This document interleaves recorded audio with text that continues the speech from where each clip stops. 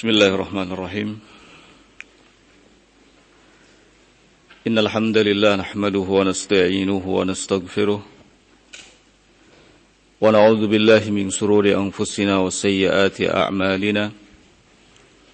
May yahdihillahu fala mudilla lahu wa may yudlil fala hadiya lahu.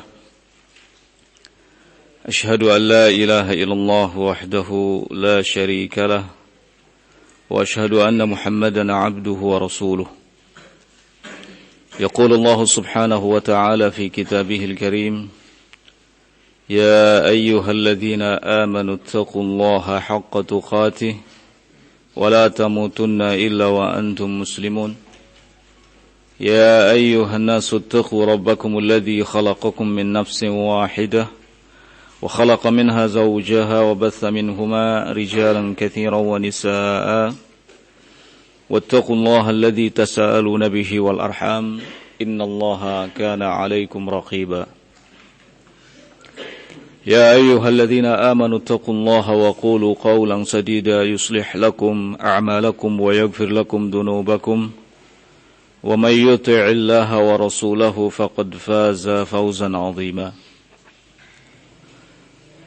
أما بعد فإن أصدق الحديث كلام الله تعالى وخير الهدي هدي محمد صلى الله عليه وعلى آله وسلم وشر الأمور محدثاتها فإن كل محدثة في دين الله بدعة وكل بدعة ضلالة وكل ضلالة في النار.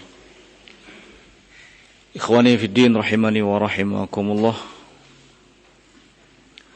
Pada kesempatan sore hari ini kita akan kembali melanjutkan kajian kitab Tafsir Al-Muyassar. Pembahasan kita masih dalam Quran Surat Al-Baqarah ayat yang ke-62. Allah subhanahu wa ta'ala berfirman di ayat tersebut, A'udzu billahi as-sami'il 'alim minasy syaithanir rajim. Innal ladzina amanu wal ladzina hadu wan nasara was sabiina man amana billahi wal yawmil akhir wa 'amila shalihan falahum ajruhum 'inda rabbihim wala khaufun 'alaihim wala hum yahzanun. Sesungguhnya orang-orang yang beriman dan orang-orang Yahudi, Nasrani, serta kaum Sabi'in yang juga beriman kepada Allah dan hari akhir dan beramal saleh, maka bagi mereka disediakan pahala di sisi Rabb-Nya. Tidak ada ketakutan atas mereka, tidak pula mereka bersedih hati. Tafsiran dari ayat ini, qala innal mu'minina min hadhil ummah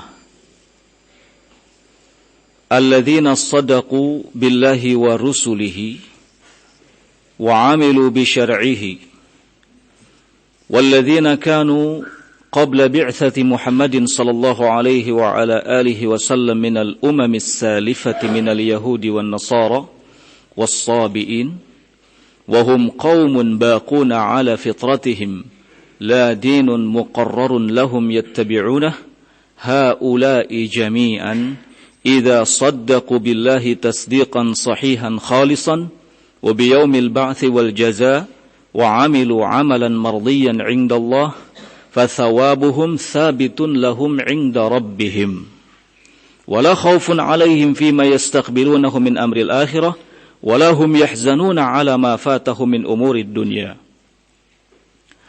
Sesungguhnya kaum mukminin dari kalangan umat ini, yaitu mereka-mereka yang membenarkan dan percaya kepada Allah dan Rasul-Nya, kemudian beramal dengan syariatnya, dan orang-orang yang datang sebelum mereka, sebelum diutusnya Nabi Muhammad sallallahu alaihi wa ala alihi wasallam dari umat-umat terdahulu seperti Yahudi, kemudian Nasrani dan kaum Sabi'in. Kaum Sabi'in adalah suatu kaum yang mereka tetap di atas fitrahnya. Namun mereka tidak punya agama yang menjadi pedoman untuk mereka ikuti. Tafsiran bahwa kaum Sabi'in adalah kaum yang tetap di atas fitrahnya, namun tidak punya agama yang tetap sebagai panduan yang diikutinya. Ini tafsiran yang dikemukakan oleh Ibnu Katsir rahimahullahu ta'ala dalam tafsirnya. Sekaligus tafsiran ini sebagai bantahan kepada mereka yang menyatakan bahwa kaum Sabi'in itu adalah suatu kaum yang berasal dari agama Yahudi. Ini tidak benar. Kata Ibnu Katsir rahimahullahu ta'ala, innahum laisu Yahudiyan, wala Nasraniyan, wala Majusiyan, wala musyrikin. Mereka bukanlah Yahudi, bukan pula Nasrani, bukan Majusi, dan bukan pula musyrikin. Innama hum qaumun baquna ala fitratihim. Akan tetapi mereka yang disebut dengan Sabi'in itu adalah suatu kaum yang tetap di atas fitrahnya. Tetap di atas fitrahnya. Mereka hanya mengenal Allah subhanahu wa ta'ala. Salah seorang salaf, Wahab ibnu Munabbih, beliau pernah ditanya tentang siapakah kaum Sabi'in yang dimaksud. Kata beliau, alladzina ya'rifuna Allah wahdah. Kaum Sabi'in itu adalah orang-orang yang hanya mengenal Allah subhanahu wa ta'ala. Tetapi mereka tidak punya syariat. Mereka tidak punya syariat untuk mereka amalkan. Namun demikian mereka tidak pernah melakukan kekufuran. Jadi sekali lagi salah kalau ada yang menafsirkan bahwa kaum Sabi'in itu adalah suatu kaum yang berasal dari agama Yahudi. Ini tafsiran Quraisy Syihab. Itu tidak benar. Ya. Yang benar adalah seperti apa yang dikemukakan oleh Imam Ibnu Katsir rahimahullahu ta'ala. Qala haula'i jami'an, mereka semuanya, orang-orang yang beriman, Yahudi, Nasrani, Sabi'in, ya, idza saddaqu billahi tasdiqan sahihan khalisan.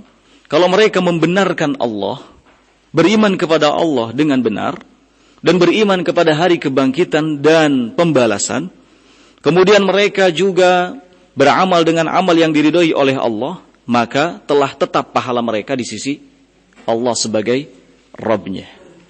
Tidak ada rasa khawatir dalam diri mereka terhadap apa yang akan mereka hadapi dari urusan-urusan akhirat, dan tidak pula mereka bersedih hati atas apa-apa yang mereka luput dari urusan dunia. Wa amma ba'da bi'sati Muhammad sallallahu alaihi wasallam, adapun setelah diutusnya Nabi Muhammad sallallahu alaihi wasallam, jadi apa yang Allah Subhanahu wa taala ceritakan di sini, Allah sebutkan di sini di ayat yang ke-62 perihal Yahudi, Nasara dan Sabi'in, itu sebelum diutusnya Nabi Muhammad sallallahu alaihi wasallam. Orang-orang Yahudi, orang-orang Nasrani, kemudian kaum Sabi'in yang sebelum diutus Nabi Muhammad mereka beriman kepada Allah, maka Allah akan beri mereka pahala. Allah akan siapkan pahala bagi mereka.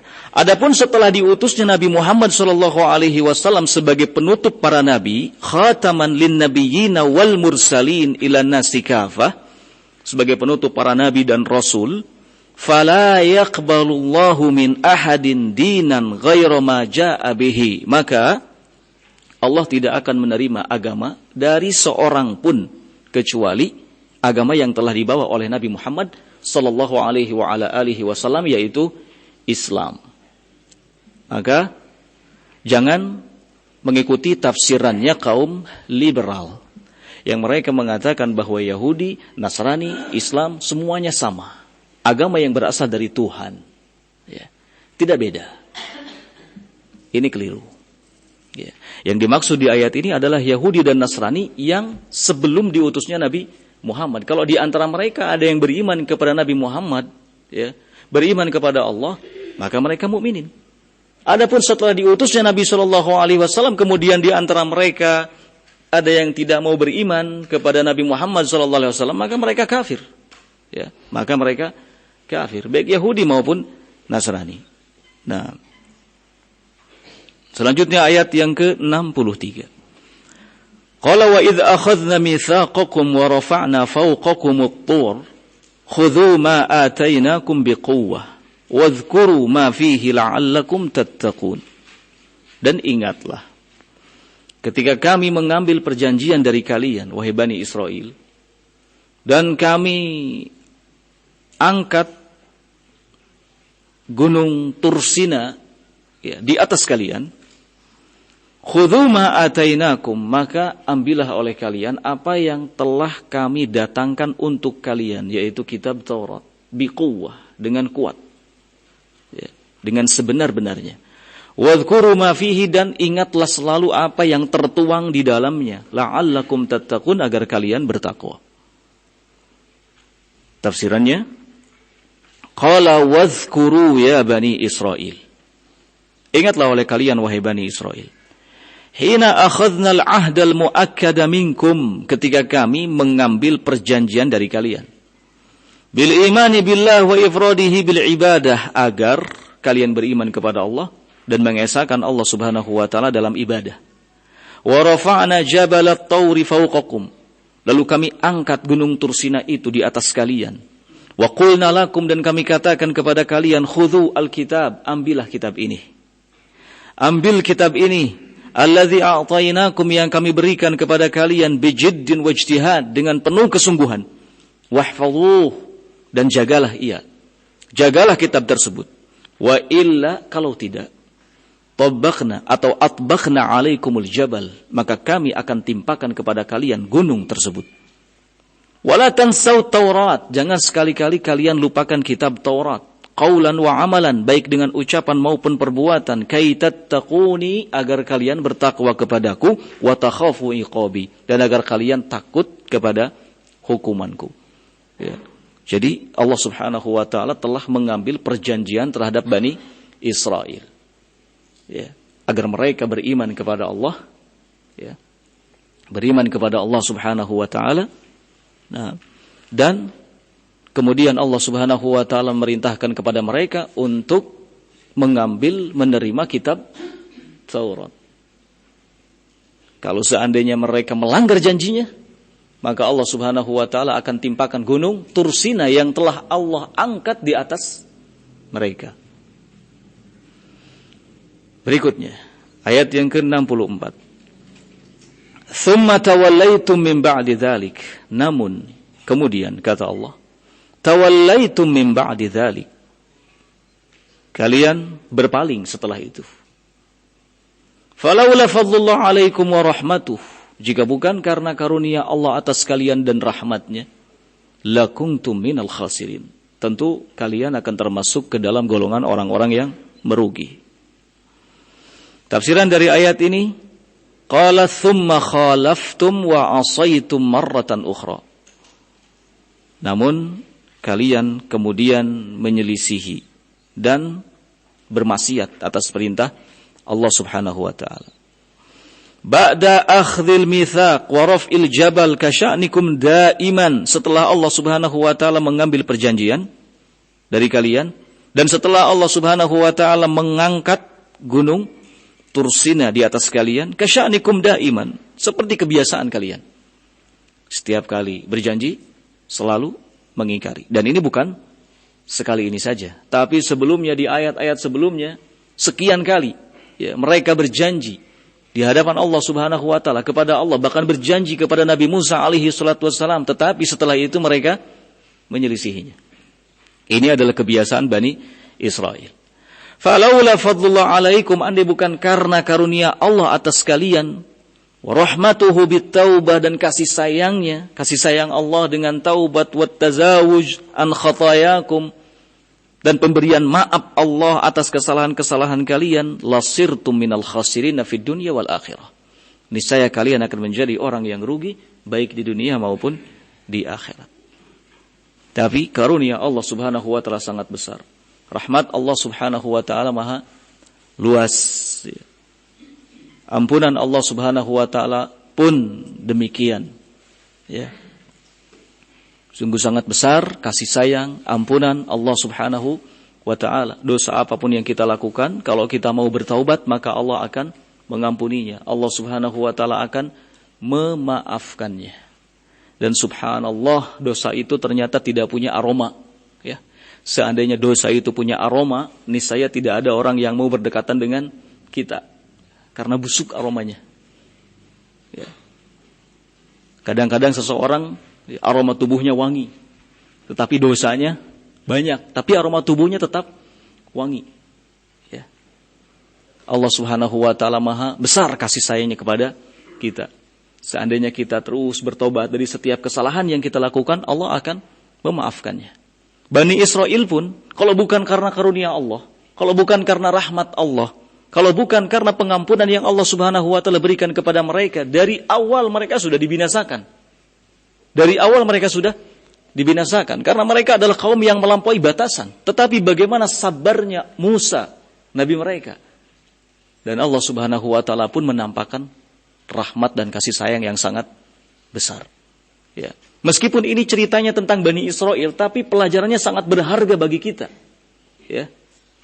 Pelajarannya sangat berharga bagi kita, agar jangan sampai kita melakukan hal yang sama seperti yang dilakukan oleh Bani Israel. Ya, kalau kita ingin selamat, jauhi perilaku-perilaku Bani Israel yang Allah subhanahu wa ta'ala ceritakan di ayat ini. Nah. Selanjutnya ayat yang ke-65. Qala walaqad alimtumul ladzina i'tadaw minkum fis sabti faqulna lahum kunu qiradatan khasiin. Kalian, kata Allah subhanahu wa ta'ala, sudah tahu tentang orang-orang yang melanggar di antara kalian pada hari Sabtu.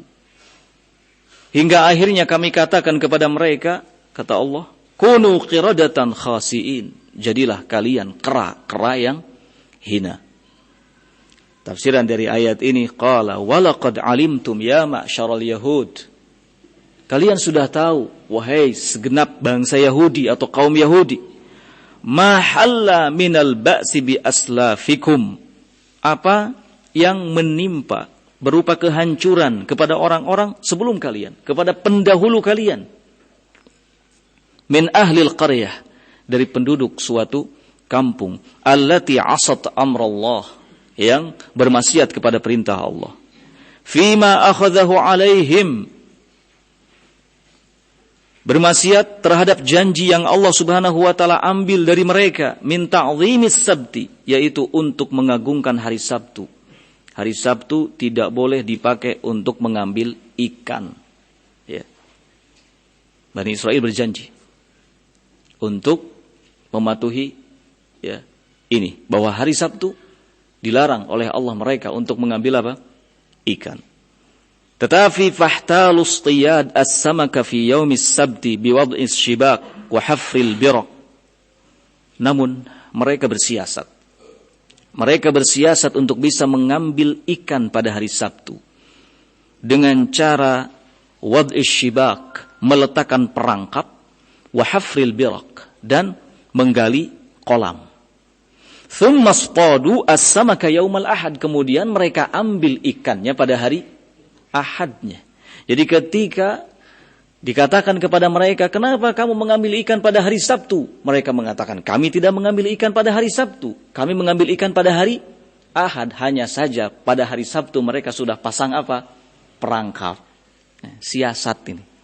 Ya. Hailatun ilal muharram. Ini adalah bentuk siasat untuk bisa melakukan perkara yang haram. Ya. Karena sebelumnya Allah Subhanahu wa ta'ala suruh kepada mereka agar jangan mengambil ikan pada hari Sabtu.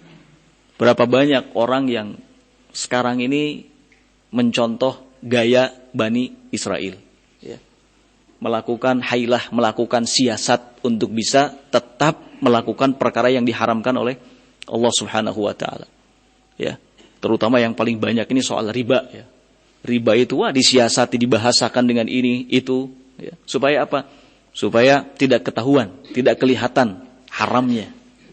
Padahal sekali lagi itu semua adalah hailah, ya, bersiasat dalam perkara yang haram. Dan ini persis seperti perbuatan Bani Israel. Falamma fa'alu dzalika, akhirnya ketika mereka melakukan hal itu, Allah murka. Allah murka kepada mereka. Masakhahumullahu qiradatan manbudhin. Allah Subhanahu wa taala rubah wajah-wajah mereka ya dengan wajah kera yang hina dina.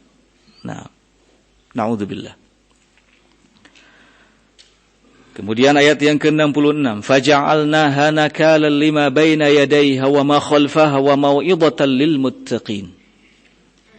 Kata Allah, kami jadikan kisah ini sebagai peringatan ya, lima baina yadayha, bagi orang-orang yang ada di sekitarnya, kampung-kampung yang ada di sekitar kampung yang dihuni oleh Bani Israel, wa ma khalfaha ya, dan sebagai peringatan bagi orang-orang yang datang kemudian, datang setelah Bani Israel, wa mau'izatan lil muttaqin, dan juga sekaligus sebagai pelajaran bagi orang-orang yang bertakwa.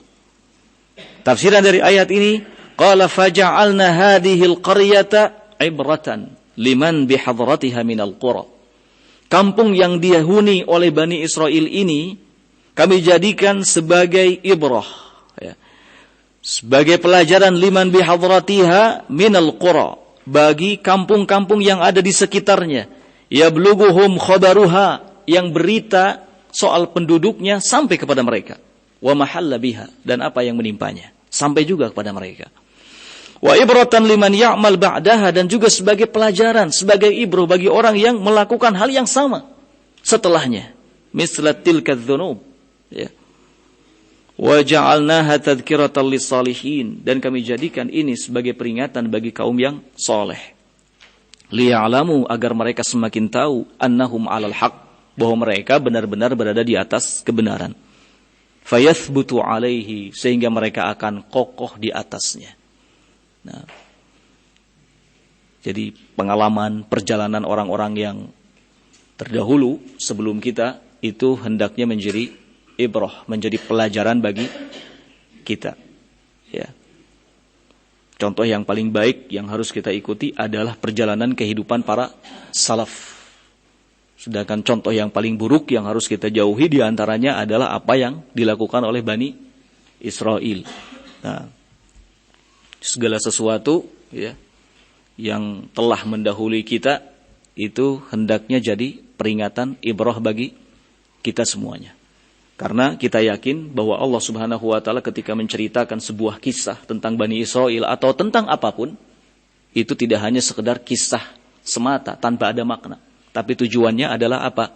Tujuannya adalah mau'izatan lil muttaqin, sebagai pelajaran bagi orang-orang yang bertakwa. Ya, agar lebih hati-hati, agar lebih mantap lagi di atas kebenaran.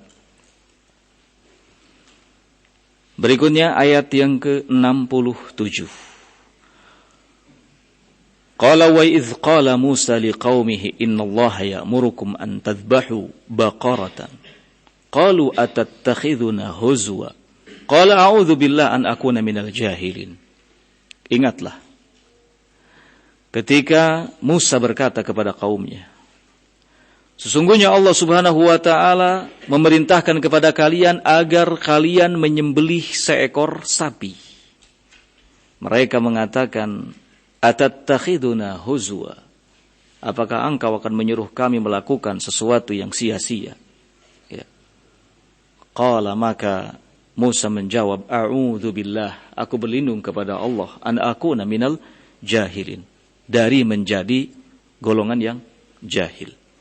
Tafsiran dari ayat ini, qala wadhkuru ya bani Israel, ingatlah oleh kalian wahai Bani Israel, jinayata aslafikum, kejahatan yang dilakukan oleh para pendahulu kalian, wa kathrata ta'annutihim, dan betapa banyak model pembangkangan mereka, wajidalahum li Musa alaihi salatu wassalam, dan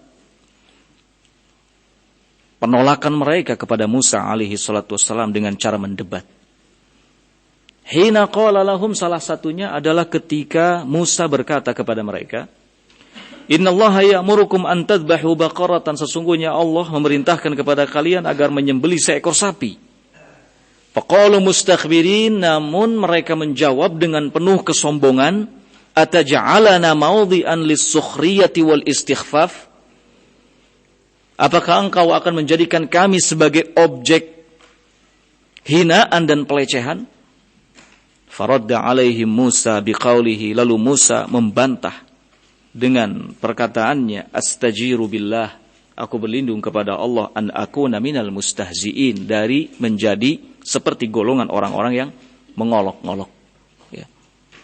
Ini mulai menampakkan kesombongannya, mulai menampakkan pelecehannya. Ini Bani Israel. Nah, dilanjutkan dengan ayat yang setelahnya. Qalu du'u lana rabbaka yubayyin lana ma hi. Qala innahu yaqulu innaha baqaratun la faridu wa la bikrun awanun baina dhalika faf'alu ma tu'marun. Mereka mengatakan, berdoalah engkau kepada Rabbmu untuk kami agar Dia menjelaskan kepada kami sapi yang bagaimana yang dimaksud, yang harus kami sembelih itu. Qala, maka Musa menjawab, innahu yaqulu innaha baqaratun. Sesungguhnya Allah Subhanahu wa taala berfirman bahwa sapi yang harus disembelih itu adalah sapi yang tidak tua, tidak juga muda, tetapi di antara itu.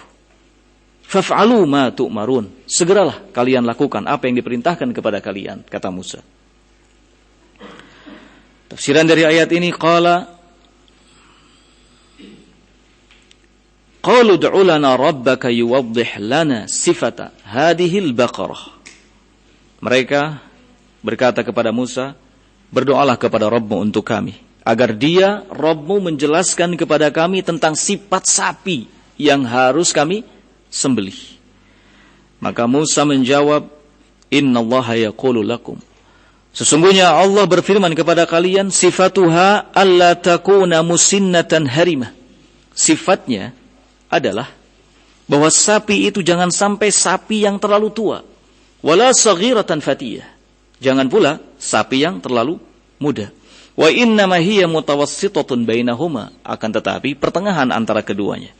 Fasari'u ila imtithali amri rabbikum, maka kata Musa, segeralah kalian lakukan perintah Rabb kalian. Namun Bani Israel tidak segera melaksanakannya. Mereka malah kembali mendebat Musa.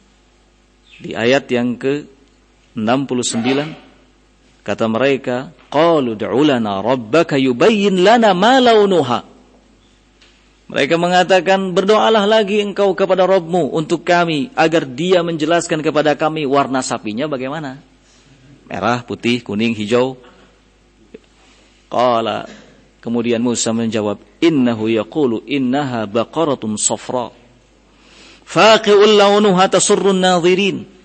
Sesungguhnya, kata Musa, bersabar, luar biasa, ya. Dan Musa adalah salah satu rasul dari kalangan ulul azmi. Kita diperintahkan untuk mencontoh kesabarannya. Kata Allah Subhanahu wa taala, fasbir kama sabara ulul azmi minar rusul. Bersabarlah engkau seperti kesabaran para ulul azmi dari kalangan rasul. Satu di antaranya adalah Musa alaihi salatu wassalam. Ia bersabar, terus meladeni. Kata Musa alaihi salatu wassalam, sesungguhnya Allah berfirman bahwa sapi yang mesti disembelih itu adalah sapi yang warnanya kuning tua. Tasurrun nadhirin, yang membuat senang orang-orang yang melihatnya. Nah, tafsiran dari ayat ini, fa'adu ila jidalihim qailin. Mereka kembali mendebat Musa. Mereka mengatakan, berdoalah engkau kepada Rabbmu untuk kami agar Dia menjelaskan warna sapinya, warna apa? Qala, Musa menjawab, sungguhnya Allah mengatakan, innaha baqaratun safra syadidatus sufrah. Sapi yang mesti disembelih itu adalah sapi yang warna kuning tua. Tasurru man yanzur ilaiha, yang akan membuat senang siapa yang melihatnya. Setelah itu, apakah mereka langsung melaksanakan perintah Allah? Ternyata tidak. Kembali mendebatnya. Di ayat yang ke-70. Qalu du'u lana rabbaka yubayyin lana ma hi. Innal baqara tashabaha alaina. Wa inna insyaallah lamuhtadun. Mereka kembali mengatakan, berdoalah lagi engkau, wahai Musa, kepada Rabbmu untuk kami agar Dia menjelaskan kepada kami, karena sesungguhnya sapi yang warnanya kuning tua, kemudian tidak terlalu muda, tidak terlalu tua, itu samar bagi kami, karena banyak sekali jumlahnya sapi yang seperti itu. Jadi minta lagi penjelasan dari Rabb. Wa inna insyaallah lamuhtadun. Kemudian mereka mengatakan, dan kami insyaallah termasuk orang-orang yang diberi petunjuk. Nah, tafsiran dari ayat ini, qala Banu Israil Musa. Di dalam ayat itu Bani Israel berkata kepada Musa, ud'u lana rabbak. Berdoalah kepada Rabbmu untuk kami. Yuwaddih lana sifatun ukhra, agar Allah menjelaskan kepada kami sifat sapi yang lainnya. Ghairu ma sabaq, selain sifat yang sudah disebutkan tadi. Ya. Li'anna al-baqar bihadhihi sifah katsirun. Karena sapi dengan sifat-sifat yang telah disebutkan tadi banyak jumlahnya. Fastabaha alaina, sehingga samar bagi kami. Madza nakhtar? Sapi yang mana yang harus kami pilih? Kalau seandainya sapi yang berwarna kuning tua, tidak terlalu muda, tidak terlalu tua, mengenakan bila dipandang itu jumlahnya banyak, ada 10 misalnya, kan bingung kami. Kami harus pilih sapi yang mana dari ke-10 sapi tersebut. Kemudian mereka mengatakan, wa innana insyaallah lamuhtadun ilal baqarah al-ma'mur bidzabhiha. Dan insyaallah kami akan diberi petunjuk oleh Allah soal sapi yang diperintahkan kepada kami untuk kami sembelih. Untuk kesekian kalinya Nabi Musa alaihi salatu wassalam meladeni mereka. Ya, seperti dalam firman Allah di ayat yang ke-71-nya, qala innahu yaqulu innaha baqaratun la dhalulun tuthirul arda wa la tasqil hartha musallamatun la syiyata fiha. Qalu al-an ji'ta bil haqq fadhabahuha wa ma kadu yaf'alun. Kata Musa kepada mereka, sesungguhnya Allah Subhanahu wa taala telah berfirman bahwa sapi yang mesti disembelih itu adalah sapi betina yang tidak pernah dipakai untuk membajak tanah, tidak pula pernah dipakai untuk mengairi tanaman. Sapi yang sehat, bukan sapi yang belang. Ya. Setelah itu baru mereka mengatakan, al-an ji'ta bil haq. Nah, ini yang kami inginkan. Ya. Ini yang kami inginkan. Sekarang kamu sudah benar-benar menjelaskan kepada kami hakikat sapi itu. Fadhabahuha. Lalu kemudian mereka menyembelihnya. Tapi nyaris mereka tidak mendapatkan sapi yang disebutkan tadi. Ya. Tafsiran dari ayat ini. Qala lahu Musa. Di ayat itu Bani Israel berkata kepada Musa. Musa berkata kepada mereka, innallaha yaqulu innaha baqaratun ghairu mudhallalatin lil amal fi hirathatil ardi lizzira'ah. Kata Musa, sesungguhnya Allah Subhanahu wa taala telah berfirman bahwa sapi yang dimaksud adalah sapi betina, ya, yang tidak pernah dipakai untuk membajak tanah, ya, untuk bercocok tanam. Wa ghairu mu'iddatin lis-saqi minas saqiyah, dan bukan pula sapi yang disiapkan untuk mengairi tanaman. Wa khaliyatun minal uyub jami'iha, dan bukan sapi yang banyak cacatnya. Walaysa fiha alamatun min launin ghairi launi jildiha, dan tidak ada pada sapi tersebut tanda, ya, satu warna yang bukan warna kulitnya. Qalu, maka setelah itu Bani Israel menjawab, al-an ji'ta bihaqiqati wasfil baqarah. Nah, ini baru sekarang ini engkau menjelaskan kepada kami hakikat sapi yang sesungguhnya. Fadarru ila dzabhiha ba'da tulil muraghawah. Akhirnya, ya, mereka pun segera menyembelihnya setelah panjang lebar, ya, berbelat-belit, ya kan? Berbelat-belit. Wa qad qarabu alla yaf'alu dzalika liinadihim, hampir saja mereka tidak bisa menyembelihnya karena pembangkangannya. Wa hakadza syaddadu fasyaddadallahu alaihim. Demikianlah mereka memberat-beratkan diri mereka sehingga Allah Subhanahu wa taala pun memberatkan mereka. Dalam hadis Nabi SAW mengatakan, walan yushad hadad din illa ghalabah. Tidak ada yang coba untuk memberat-beratkan dirinya dalam mengamalkan agama ini, melainkan dia pasti akan kalah. Ya. Karena agama itu mudah. Agama tidak berat. Ya, simpel saja. Ketika Allah merintahkan untuk kita melakukan sesuatu, maka segera lakukan. Tidak perlu berbelit seperti yang dilakukan oleh Bani Israel. Akhirnya mereka kesusahan nyari sapi yang disebutkan itu. Hampir saja mereka tidak bisa menyembelihnya. Coba kalau sejak awal, ya, ketika mereka disuruh menyembelih sapi, mereka langsung mengamalkannya. Nggak perlu mereka mencari sapi yang warnanya tidak terlalu kuning, tidak terlalu muda, tidak terlalu tua, ya, dan sifat-sifat lainnya, ya. Tapi karena mereka berbelat-belit, ya, karena mereka melecehkan, karena mereka menghina, mereka mengolok-olok, hingga akhirnya Allah Subhanahu wa Ta'ala sebutkan sifat-sifat sapi yang memang sulit untuk didapatkan, dan hampir mereka tidak mendapatkannya. Nah, jadi kita, ya, dalam mengamalkan agama tidak perlu memberat-beratkan diri, ya. Karena agama itu tidak berat. Inna hada din yusrun. Kata Nabi SAW, agama ini mudah. Ya. Dan mempelajari agama juga bukan sesuatu yang sulit, ya, tapi mudah. Kenapa? Karena al-haqqu wadihun bayyin. Yang namanya kebenaran itu sudah jelas, gamblang. Innama alal haqq nur. Pada kebenaran itu ada cahaya, sehingga sangat mudah untuk dilihat oleh siapapun. Ya. Mudah bagi siapapun untuk mengenali apa? Kebenaran. Kalau ada seseorang yang mengatakan, susah, saya nggak tahu kebenaran, itu bukan karena kebenaran yang tidak jelas. Dirinya sendiri yang malas, ya. Dirinya sendiri yang malas, tidak mau belajar. Dan mempelajari agama itu sesuatu yang mudah, tidak sulit, ya. Bidang ilmu apapun dalam agama itu mudah, tidak sulit. Akidah, fikih, usul fikih, ilmu hadis, ya, bahasa Arab, semuanya mudah. Tidak ada yang sulit. Asal kitanya mau sungguh-sungguh. Asal kitanya mau berjuang. Ya. Dulu ada seorang imam, ya, bernama Al-Kasai. Imam Al-Kasai. Ini imam dalam bidang ilmu nahwu. Semua orang tahulah bagaimana kepandaiannya dalam urusan nahwu, dalam urusan ilmu bahasa Arab. Tapi kalau kita tahu bagaimana langkah awal ketika dia mempelajari nahwu, sungguh sangat menakjubkan. Ya. Ketika awal mula dia belajar, dia mendapati kesusahan. Gak bisa belajar yang namanya ilmu nahwu karena sulit, ya. Dursulugoh baru disampaikan, ditanya lagi, orang mudeng, ya, gak ngerti. Terus berulang-ulang. Nah, Imam Al-Kasai, ya, kondisinya seperti itu. Bukan orang yang ketika sekali duduk di majelis ilmu dia bisa menyerap ilmu itu dengan cepat. Tidak. Tapi susah. Kesusahan. Sampai akhirnya hampir putus asa. Mau meninggalkan majelis ilmu. Wah, kalau kayak gini caranya, habis waktu. Usia semakin bertambah, ilmu can menang-menang. Ya.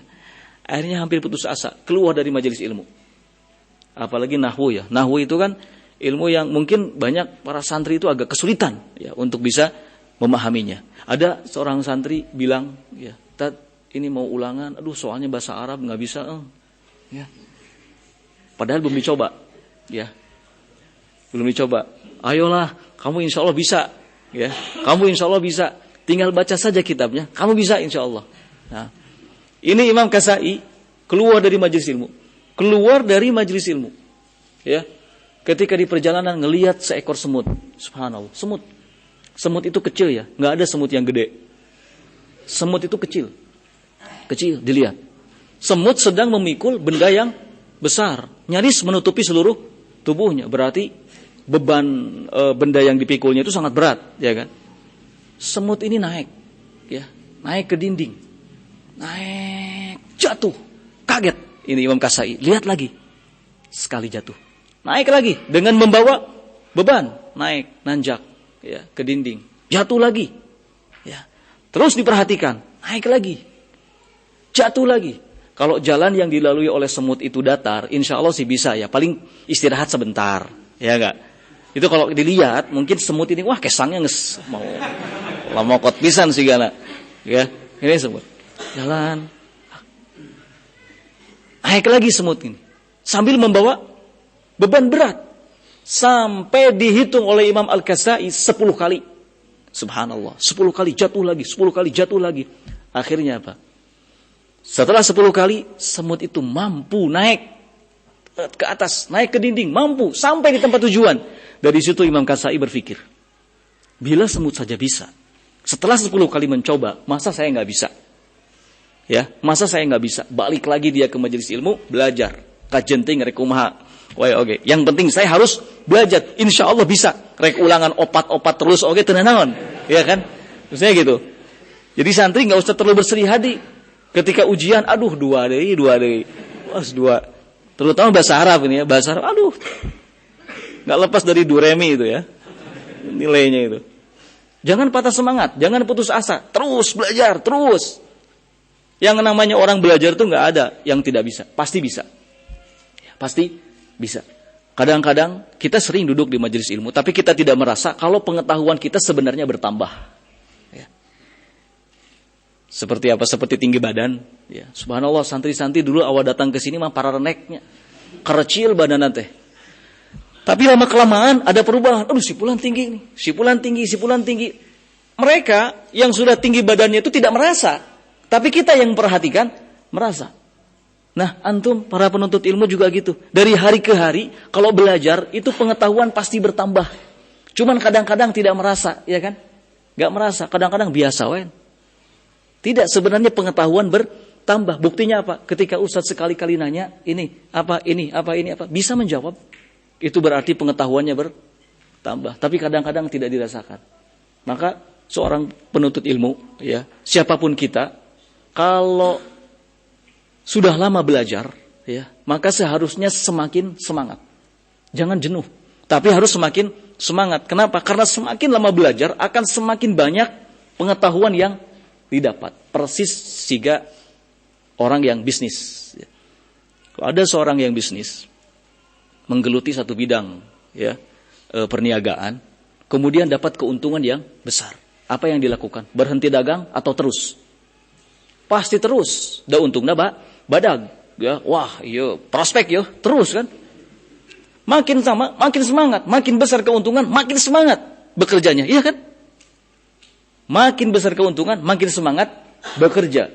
Nah, para penuntut ilmu harus begitu. Para penuntut ilmu juga harus begitu. Ya, semakin lama menuntut ilmu harus semakin semangat. Jangan kemudian loyo, aduh malas, bosan, jenuh. Jangan.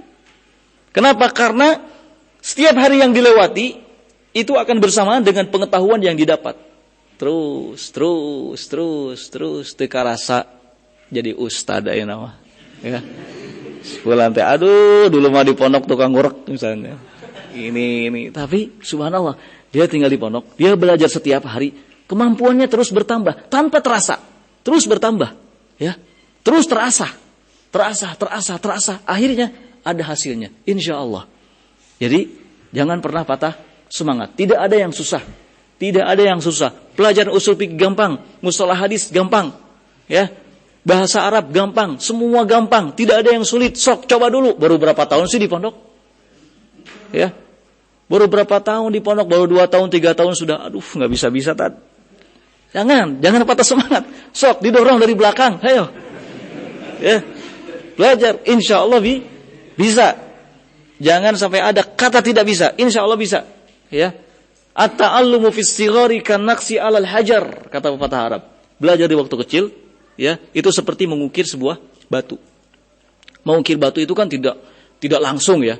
Pelan-pelan, sedikit, ya. Ada istilah Sunda mah apa? Cikaracak ninggang batu, katanya laun-laun jadi legok, insya Allah. Seperti itu. Lama-lama juga insya Allah hatam. Ya, lama-lama apa? Hatam insya Allah. Jadi jangan patah semangat. Walan yushad hadadin illa ghalabah. Ya. Nah, tapi ingat, kita jangan memberat-beratkan diri. Pelajari ilmu secara bertahap. Ya, secara bertahap. Oh, ini dulu. Ada tahapannya, ada kelas-kelasnya. Jangan baru masuk hayang langsung kelas terakhir. Baru masuk hayang langsung kelas terakhir, ame naon, ame cepat lulus. Nah, gak bisa, ya, gak bisa. Harus bertahap. Nah, intinya itu, harus bertahap. Jangan seperti Bani Israel, ya. Kalau Bani Israel malah sengaja memberat-beratkan dirinya, ya enggak. Nah, ketika disuruh menyembelih seekor sapi, malah bertele-tele, sapinya bagaimana, warnanya bagaimana. Ya, sampai akhirnya Allah Subhanahu wa taala berikan sifat sapi yang sulit sebenarnya untuk mereka cari.